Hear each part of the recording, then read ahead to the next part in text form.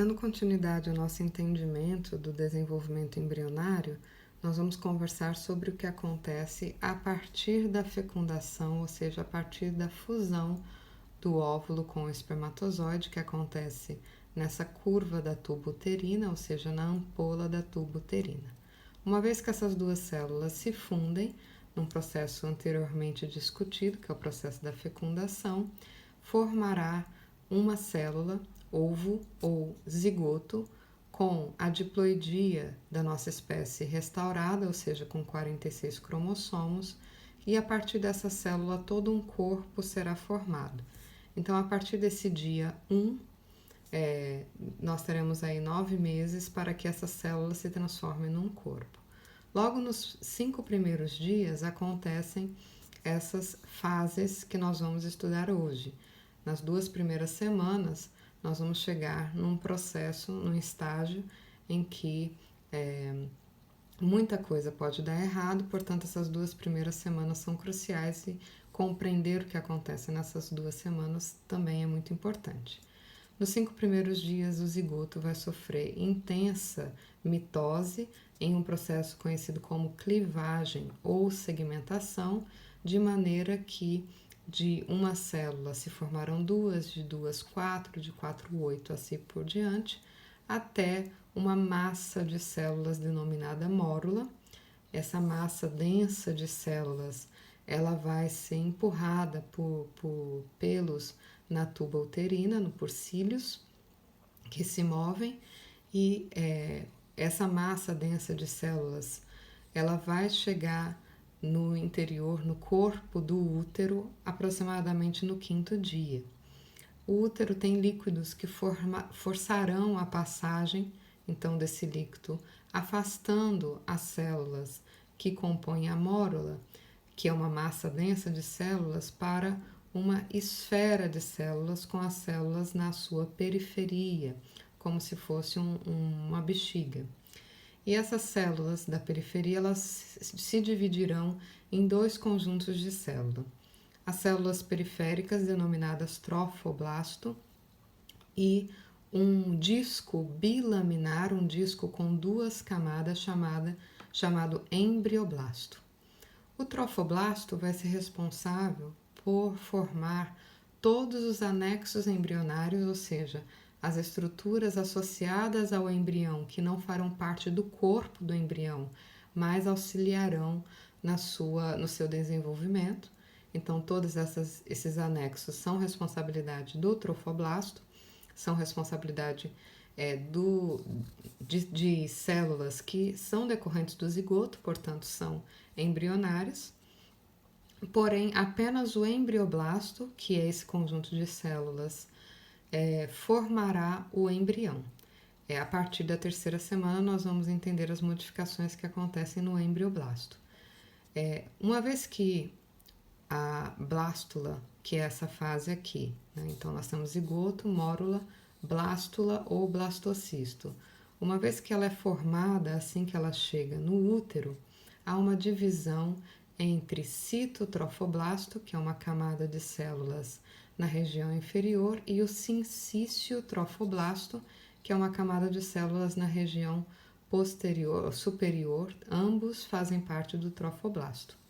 O sincício trofoblasto, ele sofrerá intensas mitoses, de maneira que vão formar projeções digitiformes, ou seja, no formato de dedos, que vão erodir a parede do endométrio, e essa erosão vai acarretar na implantação do blastocisto, ou seja, na implantação dessa fase embrionária. O embrião vai se desenvolver, portanto, no endométrio, que se encontra preparado pelo ciclo menstrual para receber esse embrião. Então, o sincício trofoblasto vai formar esses processos digitiformes pela mitose, pela divisão celular, e esses processos vão invadir o endométrio, implantando o blastocisto. Isso até o 7º dia, a partir da fecundação. Enquanto isso, algumas alterações acontecem em cima e embaixo do embrioblasto, dessa camada de células. Um saco se forma sobre o epiblasto, que é a lâmina superior do embrioblasto. Então, essa parte aqui é o epiblasto, e acima do epiblasto, a partir dele, se forma o âmnion. O âmnion, ele tem líquido amniótico e ele posteriormente vai envolver todo o embrião, e o embrião vai poder crescer envolvido por esse líquido amniótico, e isso é extremamente importante, porque o líquido amniótico ele é deglutido pelo embrião, ele é respirado também pelo embrião, ou seja, ele ajuda o desenvolvimento do trato digestório e do trato respiratório. Além disso, o líquido amniótico permite que o embrião faça movimentos no interior do útero, de maneira que esses movimentos também são responsáveis pela maturação do sistema muscular. Embaixo do hipoblasto, que é a camada de células do embrioblasto inferior, então, embaixo do hipoblasto se forma um outro saco, chamado saco coriônico ou vesícula umbilical. Nos primeiros dias, fornece nutrientes para o embrião antes de se formar a placenta, mas essa vesícula umbilical posteriormente vai ser englobada como intestino do embrião. Além disso, essa vesícula umbilical ela tem um anexo chamado alantoide, e esse apêndice chamado alantoide ele é responsável por absorver os resíduos do embrião antes que se formem os rins. Além disso, o alantoide fornece células sanguíneas enquanto o sistema circulatório é formado. A união do sincício trofoblasto que está crescendo juntamente com o citotrofoblasto, ambas partes do trofoblasto, forma uma região chamada córion, e o córion é a placenta fetal, ou seja, a porção fetal da placenta. A placenta ela é uma estrutura tanto materna quanto fetal, e o córion é a estrutura que vai gerar essa placenta, essa porção fetal da placenta, que vai fornecer os nutrientes para o embrião conforme ele cresce.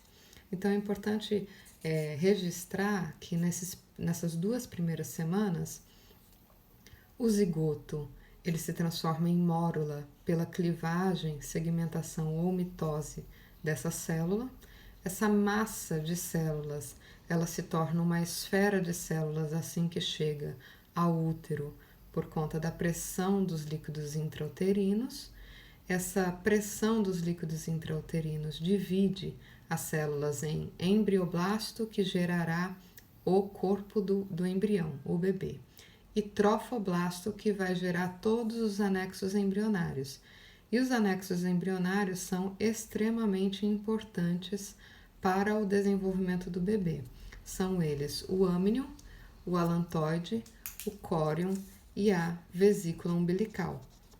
Esses anexos eles são tão importantes quanto o próprio embrioblasto para formar o embrião. Então, embora o embrioblasto vai formar todos os órgãos que compõem o corpo humano, se não houver esses quatro anexos embrionários formados na 2ª semana, esse embrião não tem como se desenvolver.